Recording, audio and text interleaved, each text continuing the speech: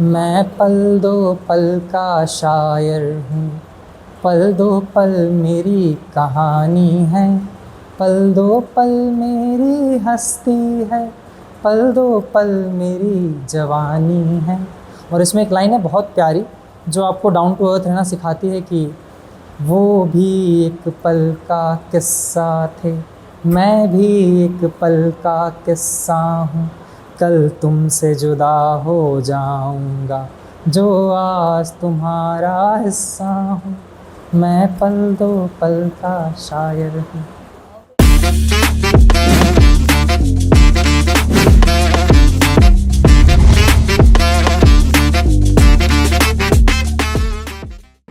Hello everyone, I am Bhavna Agrawal and today we are going to shoot a fresh episode of Tales Factory Season 3 जिसकी theme है The Unscripted Mic, a space where we keep it real, unfiltered and straight from college corridors. So today I have a special guest who almost need a no introduction. College के जाने माने चेहरों में से एक. He is the one who is famous for his poetry and his anchoring skill. So let's welcome Krishna Mishra. Welcome you भैया, कैसे हो? मैं बढ़िया. Hello Bhavna. First of all thank you for such a good intro. इतना कुछ है नहीं कहने को, but thank you so much and thank you for inviting me here. भैया, as you are in multiple societies, so इतनी सारी सोसाइटीज में तो मैं चाहूँगी कि आप अपना थोड़ा सा सोसाइटी जर्नी शेयर करें, क्योंकि हम सब ने तो वो फ्रंट एंड से देखा है, आपने वो बैक एंड से एक्सपीरियंस किया हुआ है, तो मैं चाहूँगी आप थोड़ा सा शेयर करें एक्सपीरियंस. सो जब मैं फ्रेशर में आया था स्टार्टिंग में, सो आई वॉज वेरी इंट्रोवर्ट. तो उस टाइम पे मेरा ये था कि मैं कॉलेज एक्सप्लोर करूँ, क्योंकि मैंने ये कॉलेज स्पेसिफिकली सोसाइटीज़ के लिए ही चुना था. सो मैंने बहुत सारी सोसाइटीज़ में पार्ट लिया. उस Alfaaz, Kafila, NSS, E cell and quintessence. But by the time I realise कि कुछ चीज़ें मेरे लिए नहीं बनी हैं, तो कुछ डिबेट्स करने के बाद मैंने क्विंट छोड़ दिया. एंड आफ्टर जब GPT आया था उसके बाद मैंने ई-सेल का कंटेंट डिपार्टमेंट भी छोड़ दिया था. बट छोड़ने के बाद उन चीज़ों ने काफ़ी कुछ सिखाया मुझे, जिसकी वजह से फिर मुझे NSS में वाइस प्रेसिडेंट का रोल मिला in my last year, and अल्फाज हिंदी पोइट्री का हेड मिला. तो ये दोनों रोल साइमल्टेनियसली थे, बट इन दोनों रोल्स ने एक दूसरे की बहुत हेल्प करा.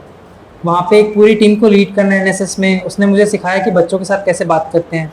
अल्फाज हिंदी पोइट्री हेड होने की रिस्पॉन्सिबिलिटी ये होती है कि आपको बच्चों को पोइट्री के साथ साथ उनकी हेल्प भी करनी पड़ती है, उनकी परफॉर्मेंस भी देखनी पड़ती है, और उनको कहीं ना कहीं डिमोटिवेट हो जाते हैं तो मोटिवेट भी करना पड़ता है. तो इन चीज़ों ने काफ़ी हेल्प किया. एंड उसके बाद क्योंकि ये सारी चीज़ें कहीं ना कहीं आपको बहुत कुछ सिखा जाती हैं, लीडरशिप सिखाती हैं और आपको आपकी गलतियाँ सिखाती हैं. तो इन चीज़ों को सीखने के बाद तो कहीं ना कहीं अभी भी सीख रहे हैं. मैं अभी फ़िलहाल काफिला का एज अ प्रेसिडेंट सर्व कर रहा हूँ. And thank you so much. And इसकी वजह से कहीं ना कहीं इस एक्सप्लोरेशन की वजह से मुझे कॉन्फिडेंट है कि मैं इस रोल पे भी काम कर लूँगा. सो बेसिकली आपने फर्स्ट ईयर में अपने आप को एक्सप्लोर किया. हाँ. और चीज़ें देखा कि आप क्या क्या कर सकते हैं, उस हिसाब से आपने ज्वाइन किया. हाँ, मैं बिलीव करता हूँ कि आप जितना एक्सप्लोर कर सकते हो खुद को, हाँ, आप करो. फर्स्ट ईयर में अपने आप को एक्सप्लोर करके देखो क्या किस चीज़ में तुम्हारे इंटरेस्ट है, उस अकॉर्डिंग ज्वाइन करो. सो आपने इतना अच्छा अपना सोसाइटी जर्नी एक्सप्लेन किया, तो मैं चाहूँगी कि आप इसमें से कोई एक बेस्ट पार्ट बताओ जो आपको मतलब फॉरएवर याद रहे कि ये बेस्ट मेमोरी थी मेरी. बेस्ट पार्ट वॉज जब मैं सेकेंड ईयर में था तो हमारे हिंदी हेड थे चंदन भैया अल्फाज के. एंड वो बहुत अच्छे मेंटर हैं एंड बहुत अच्छे पोइट भी हैं. एंड जब उन्होंने मुझे अपनी ड्यूटी पास ऑन करी थी थर्ड ईयर में, तो वो मेरे लिए सबसे मेमोरेबल मोमेंट था कि आप जिसको इतनी रिस्पेक्ट से देखते हो या जिसको आप अपना आइडल मानते हो, वो आपको अपनी रिस्पॉन्सिबिलिटी देके जा रहा है. तो वो एक रिस्पॉन्सिबल चीज़ भी होती है, थोड़ा डर भी होता है, बट उसमें आपको मज़ा बहुत आता है, खुशी मिलती है कि मुझे किसी ने काबिल समझा है. आप मल्टीपल सोसाइटीज़ में हैं, मल्टीपल रोल प्ले कर रहे हैं, मल्टीपल टीम को लीड कर रहे हैं, तो फॉर श्योर इसका इम्पैक्ट आपकी एकेडमिक्स पर भी पड़ा होगा. So what's your one line mantra for balancing your studies, your personal life in your society? Balance करके चलना पड़ेगा, नहीं तो कहीं ना कहीं झटका मिलेगा, और उस झटके बाद आप बैलेंस करना सीखोगे, और जब सीखोगे तो दोनों चीज़ें फिर खराब हो जाएंगी. तो बेटर है कि इनिशियली ही 60-40, 70-30 जो आपको अच्छा लगे, थोड़ा थोड़ा दोनों जगह कंट्रीब्यूट करो. सब चीज़ में अपना टाइम दो.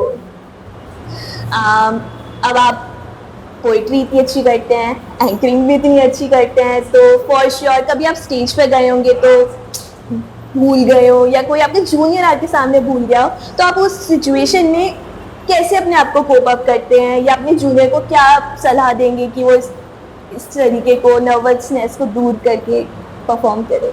सबसे पहले तो जहाँ तक मेरी बात है तो हाँ, मैं भूलता हूँ कई जगह, आज भी भूलता हूँ, बट अब क्योंकि स्टेज एक्सपीरियंस हो चुका है तो पता नहीं लगता सामने वालों को। बट जब हम नए नए थे तब हम भी बहुत भूलते थे, और एक इवेंट में गए थे, वहाँ पे भूल गए थे काफ़ी चीज़ें। तो वहाँ पे जो हमारे बड़े थे उन्होंने जो किया मैं वही आगे भी करता हूँ। उन्होंने हमें हौसला दिया उस टाइम पे, हमारी उस चीज़ को एक अपॉर्चुनिटी दी कि आप यहाँ पे अपनी पोइट्री एंड कर दो। सामने वाले को नहीं पता कि आपकी पोइट्री में क्या है, या आप किसी भी आर्ट फॉर्म में हो, सामने वाले को नहीं पता कि आप क्या क्रिएट करके लाने वाले हो, वो आपके अपने दिमाग की उपज है। तो आप उनको कुछ भी दिखा सकते हो जो आपका बेस्ट हो, उससे अलग। तो आप यही स्टेज पे भी फॉलो करो। अगर आप कुछ भूल जा रहे हो तो आप उस पोइट्री को छोड़ के, उस लाइन को स्किप करके कोई नई लाइन, कोई नई जगह से शुरू कर दो और उसको एक नया फेज दे दो। सामने वाले को नहीं पता चलने वाला, शो मत करो कि आप शो मत भूल करो। गए हो। हाँ, और ये सामने वाले को पता कभी नहीं चलेगा, ट्रस्ट मी, जब तक आप कॉन्फिडेंट हो। सामने वाले तो बस हमें सुनने आया है, हमें वो शो नहीं करना है, कॉन्फिडेंट रह के अपनी हाँ। बात कहेंगे। भैया मतलब इतनी उसमें फाइनल ईयर तक आपने कोई रिग्रेट या कोई ऐसी मिस्टेक जो आप चाहोगे कि आप जूनियर्स ना करें, उन्हें आप पहले से बताना चाहोगे कि ये मत करना? हाँ, जूनियर्स ना करें वो मिस्टेक, वो ये है कि एक आदमी की बहुत सारी पर्सनैलिटीज़ होती हैं, एक स्टूडेंट की भी, एक आर्टिस्ट लाइफ होती है अगर आप किसी पैशन में हो, एक पर्सनल लाइफ होती है, एक स्टूडेंट लाइफ होती है, और एक दोस्तों के साथ लाइफ होती है। तो आप किसी भी एक पर्सनैलिटी को किसी भी दूसरी पर्सनैलिटी को टेक ओवर करने मत दो। हर जगह उसकी इंडिविजुअलिटी मेंटेन रखो और हर जगह 100% दो। जहाँ पे डांस करना है वहाँ पे डांस भी दिल से करो, और जहाँ पे शांत होकर पढ़ाई करनी है वहाँ पे शांत होकर पढ़ाई भी करो। जहाँ पे स्टेज परफॉर्मेंस देनी है वहाँ पे स्टेज परफॉर्मेंस भी दो, और अगर आप सीनियर हो, स्टेज से पीछे रह के काम करना है तो उस जगह पे भी स्टेज पे जो है उसकी उस तरीके से हेल्प करो। अपने आप को मोल्ड करते रहो और सिचुएशन वाइज अपने आप को चेंज करो। हाँ, अडेप्ट करते रहो। काफी सीरियस माहौल हो गया, तो चलो एक रैपिड फायर राउंड खेलते हैं, थोड़ा लाइट करते हैं। So are you ready for it? हाँ, श्योर। सो मैं आपसे कुछ क्वेश्चंस पूछूंगी और आपको इमीडिएट आंसर करना है, लाइक बिना सोचे समझे जो आपको पहला थॉट आए कि इसका वो आंसर करना है। Let's see how savage it will go. First question, who is your go to person for motivation and inspiration? जैसा मैंने बताया, चंदन भैया, he was the ex Alfaaz head, तो वो हमेशा मेंटर रहे हैं मेरे, हम काफ़ी कुछ सिखाते हैं मुझे, तो he is the go to person. If you had to exchange life with anyone for a day, who would it be? My father, क्योंकि जितनी रिस्पॉन्सिबिलिटीज़ मैंने सीखी है उनसे सीखी है लेनी। Okay. If you had to describe your college life in one poem line, what would it be? There is a Sahir Ludhianvi song, मैं पल दो पल का शायर हूँ, तो अगर मैं गा के सुना दूँ वो लाइन, अगर आप लोग कहें तो। मैं पल दो पल का शायर हूँ, पल दो पल मेरी कहानी है, पल दो पल मेरी हस्ती है, पल दो पल मेरी जवानी है। और इसमें एक लाइन है बहुत प्यारी जो आपको डाउन टू अर्थ रहना सिखाती है कि वो भी एक पल का किस्सा थे, मैं भी एक पल का किस्सा हूँ, कल तुमसे जुदा हो जाऊँगा, जो आज तुम्हारा हिस्सा हूँ, मैं पल दो पल का शायर हूँ। वाओ भैया, बहुत अच्छा गाया Thank you आपने। so much. What's one anchoring blunder you will never forget? One anchoring blender, although it's difficult क्योंकि बहुत सारे ब्लेंडर्स होते हैं। एक ब्लेंडर था, फर्स्ट ईयर में हम लोग अनुगूंज करने गए थे, तो वहाँ पे as a fresher ego issues होते हैं सबको, मुझ में भी थे। एंड जो मेरा को एंकर था वहाँ पे हम किसी को जानते नहीं थे, सब अलग अलग यूनिवर्सिटी से आए थे, उसको भी था। तो कहीं ना कहीं वो कोऑर्डिनेशन नहीं बन पाया, फर्स्ट इवेंट था, और कहीं ना कहीं वो इवेंट थोड़ा सा नेगेटिव गया हमारी साइड से, जो और बेटर जा सकता था। So that is the part जहाँ मुझे लगता है कि मैं इम्प्रूव कर सकता था, मैं अपनी गलतियों पे काम कर सकता था, और वो इवेंट बहुत अच्छा जा सकता था, क्योंकि वो इवेंट था भी मेरे इंटरेस्ट से अलाइन, हिंदी पोइट्री, और उसमें ब्लेंडर तो बहुत बड़ी चीज़ थी मेरे लिए। फेवरेट चीज खराब हो रहा। Okay, ever use poetry to impress someone? अच्छा, जो पोइट होते हैं या जो भी आर्टिस्ट होते हैं ना, उनसे लोग ऑलरेडी इम्प्रेस्ड होते हैं कहीं ना कहीं, आपकी बात को Actually. समझते हैं। कुछ लोग नहीं समझते हैं, बट उनको अच्छा लगता है कि आप जो कर रहे हो वो अलग है थोड़ा सा।